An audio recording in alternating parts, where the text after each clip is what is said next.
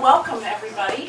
It's just a real delight to see so many familiar faces and a couple of faces I haven't seen, so welcome. I'm going to be reading most of the first chapter, a good part of the first chapter tonight. There is a section I'm skipping, and I'm going to pause in between sections, but I wanted you to know a couple of things from the part I'm going to skip. One is that Elizabeth comes from Missouri, a small town, and she grew up around a place called Pickett's Pond.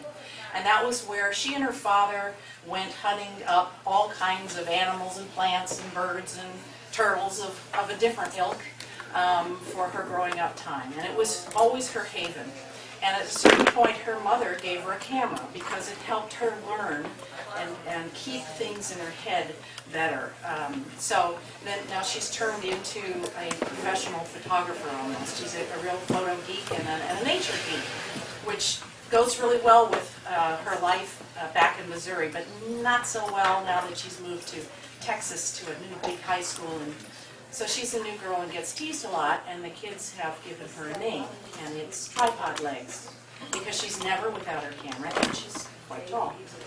So the last thing that you'll hear her talk about is a place called Mansion Land, which is an upscale development that's near Wayward Landing, a place that she goes now. She's only been once, but she goes to find a haven there this morning when her very grumpy grandfather, who picks on everybody, but never Elizabeth until today. So she takes off and heads for Wayward Landing. So, with that preface, we'll just dive in. Elizabeth's Landing, Chapter 1. Port Winston, Texas, Saturday, April 3rd, 2010. Straighten that girl out before it's too late, here? Grandpa's trapped Dad in the swayback garage behind our dump of a rental house. Another one of his "I know best" lecture spews out the open window. Only this morning's gripe isn't about dragging for shrimp, Dad's landscaping job, or Mom being gone. It's about me. I straddle my bike, bend low, and roll in close, listening, for one more reason to hate this place.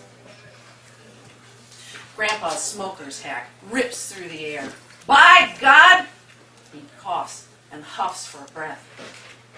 At 14, I was working, not lazing around Highland Beach or pouting like I was owed better. My daddy made clear I had to amount to something. My cheeks sting. I press my chin hard onto the bar so I don't blow up. The old crank deserves it, though. 4 months and 6 days since Dad, Mom, and I moved here to help out him and Grandma Lenny. Waste of time. Nothing stops his carping about everything and everybody. A match snaps.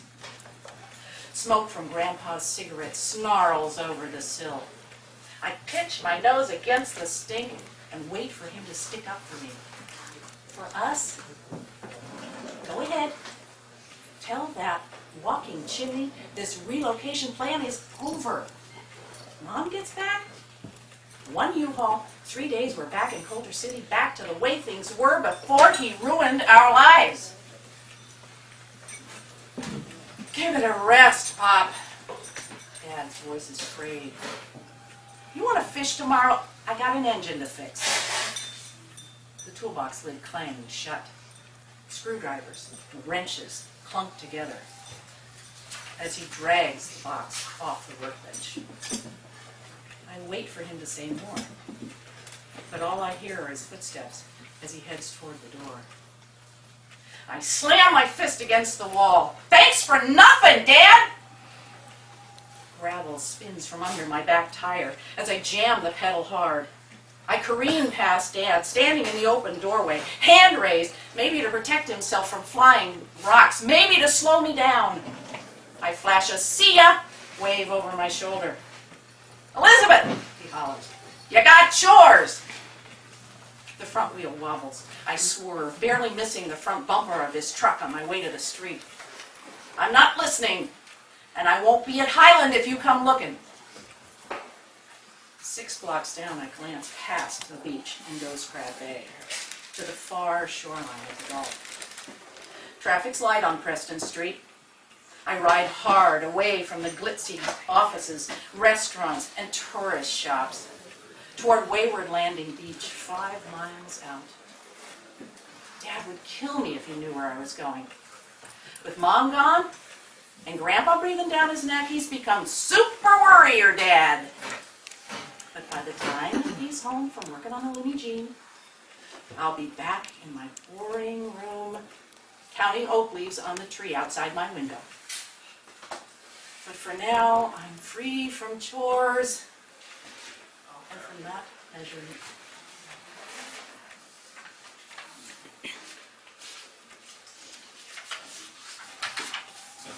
So Elizabeth has now spent some time on the beach, taking photographs and collecting herself. The sun hangs high above me, straight up noon.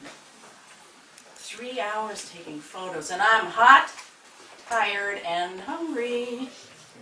I scan the look-alike ridges for the one hiding my bike and the road. On the long ride home, maybe I'll figure out how to keep from getting grounded for running off this morning. Not that restrictions from friends I don't have and places I don't go is going to change my life. A quick scuttle near my feet makes my heart jump sideways. It's only a ghost crab, not bigger than 2 dimes laid side by side. Hey, watch who you're scaring, I say. Stationary eyes on long stalks stare up at me. I stare back, taking in the spotted detail of its shell. I blink, and like a shapeshifter, the crab disappears against the sand. My gaze falls to the track under my feet that begins at the water and runs toward the dunes. It's too simple for a car tire, and the outside edge is like a string of commas, frames a single line up the middle. My bikes might be over that hill.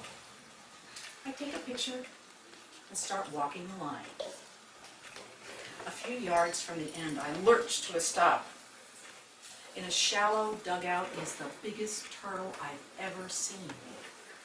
2 feet long and almost as wide. It's nothing like these snapping turtles and red sliders in Pickett's Pond. It has flippers. And that. A Twinkie-sized box is glued to the turtle's back. I ease up onto my hands and knees and wait for the turtle to move. Escaped experiment? Chin tucked, front flippers half buried in the sand. The turtle looks dead. I ease up my camera, focus, and shoot. Quick. Not a blink. Yep, it's a goner. A deep grunt from the turtle's throat snaps me alert. I shuffle around behind it, out of sight. The broad back flippers lay spread-eagled over a deeper hole. I wait for the turtle to slap the sand, get mad that I'm so close. It lies still, then grunts again.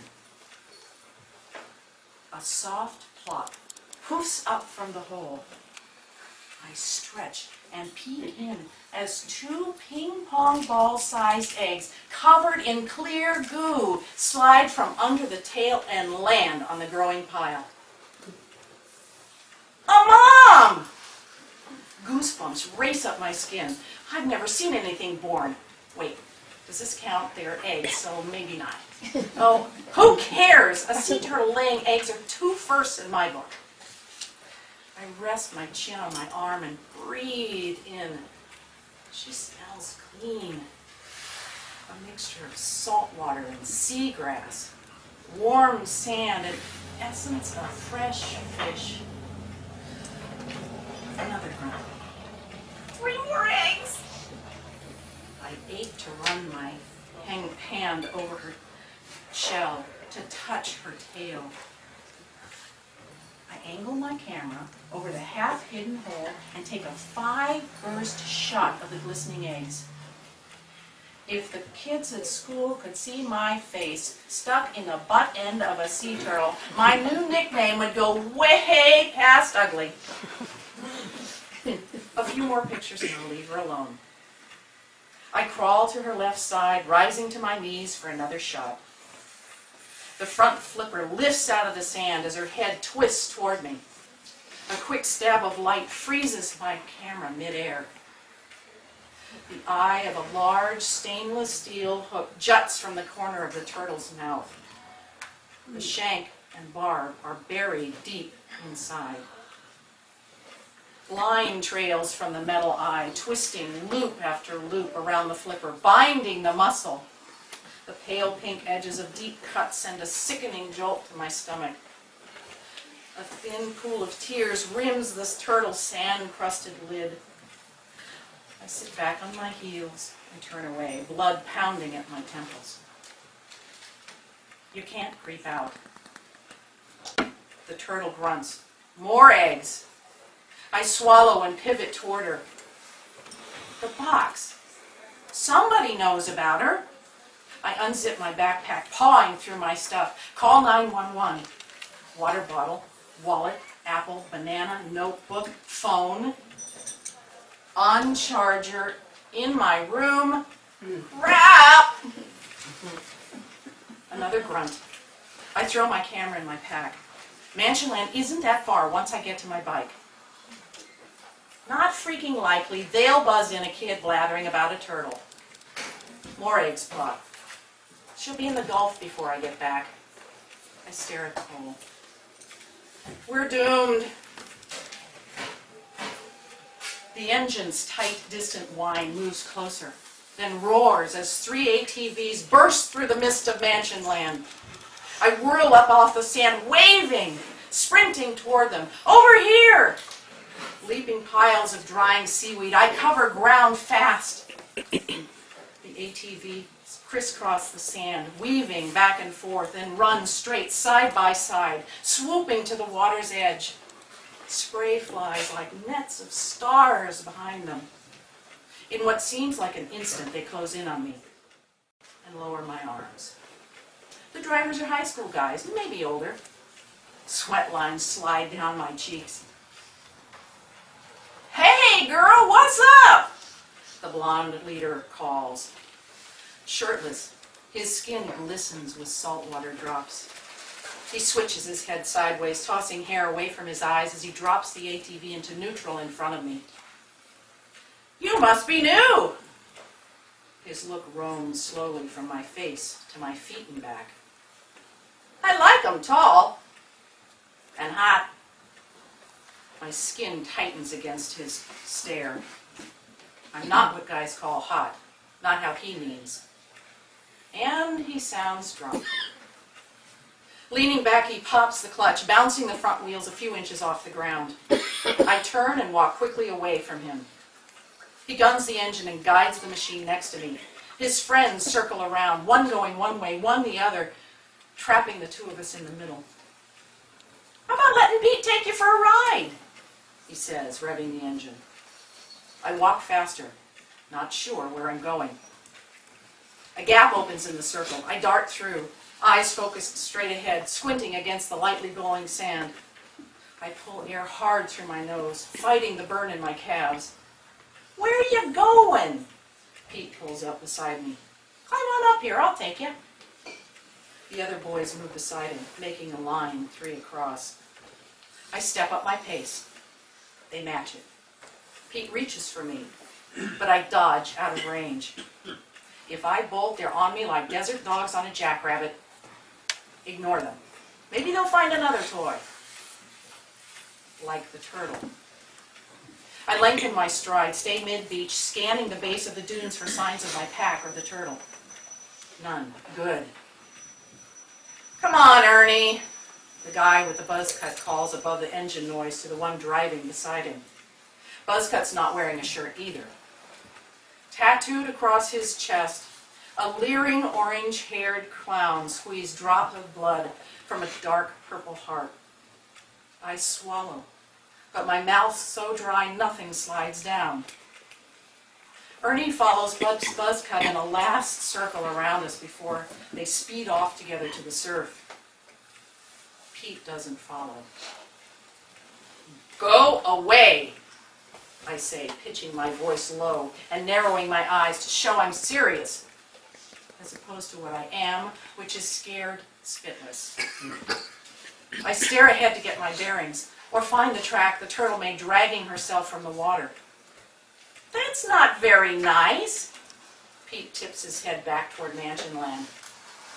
You and me could have some real fun. My girlfriend's parents ain't home. She ain't either. Nice place, big pool. Not interested. New girl playing hard to get? The engine purrs. I glance over my shoulder. Pete slows, watching his friends idling along the surf. They're waiting for you, I say. He hesitates, then grins. I think you're right. He stands up on the running boards, punches the throttle, and swings away. I shoot for the dunes and spot my pack and the turtle. She's still in her nest. The guys are far away at the water.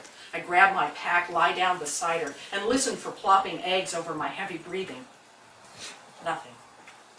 Then slow and deliberate, a back flipper swipes sand into the hole. The other flipper moves. More sand in. The first, then the second. She's covering the eggs. She's done. She's leaving. The engines roar at the water. I flatten onto the sand, wanting to crawl in the nest with the eggs. In battle line formation, Pete, Buzzcut, and Ernie ride up the beach toward me, yipping and shouting like warriors. No! I stand up, planting my feet wide in front of the turtle, reaching for my only weapon, the camera. I hit on, hold the shutter release, and take 10 shots of their race toward me. I jog out from the nest and catch the curtain of sand Pete's ATV throws onto the turtle. He jerks to a stop 6 feet from the nest. I get that too.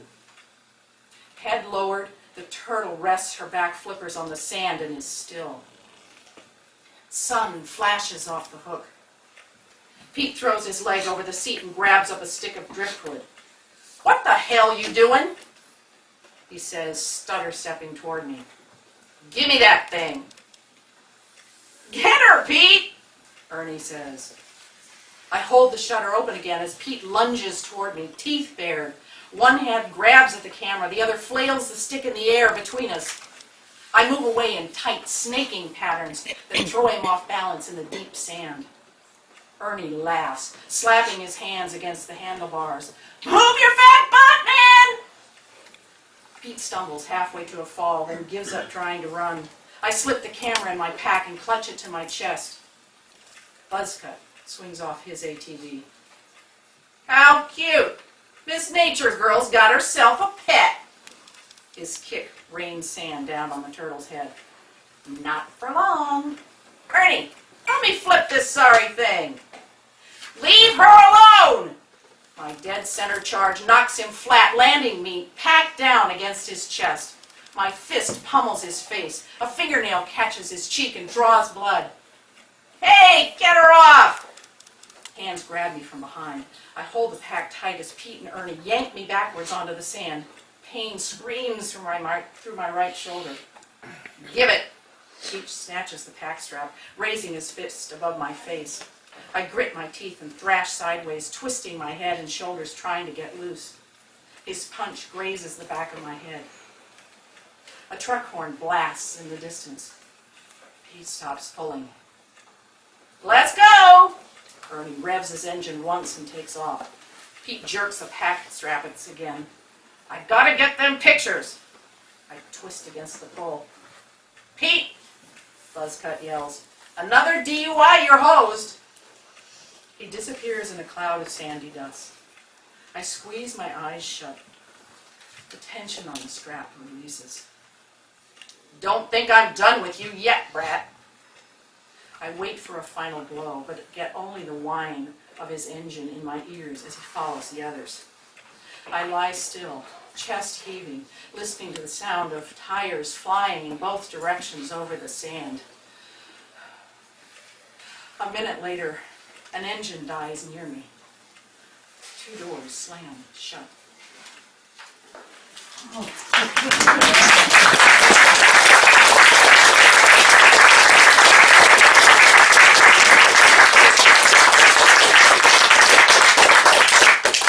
Okay, we all made it through.